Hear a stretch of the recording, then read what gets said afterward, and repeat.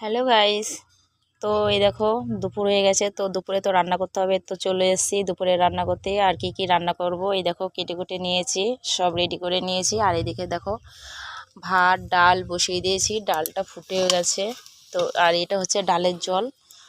আর কি কি রান্না করব এই দেখো বাঁধাকপি দিয়ে এই সবজিটা রান্না করব, আর ওই ডালে এই টমেটোটা দেব।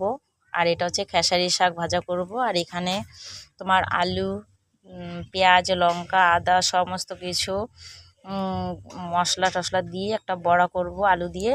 আর এটা হচ্ছে এই দেখো চাল পরিমাণ মতো কিছুটা চাল নিয়েছি। আর বন্ধুরা দেখো চালটা ভিজিয়ে রেখেছি।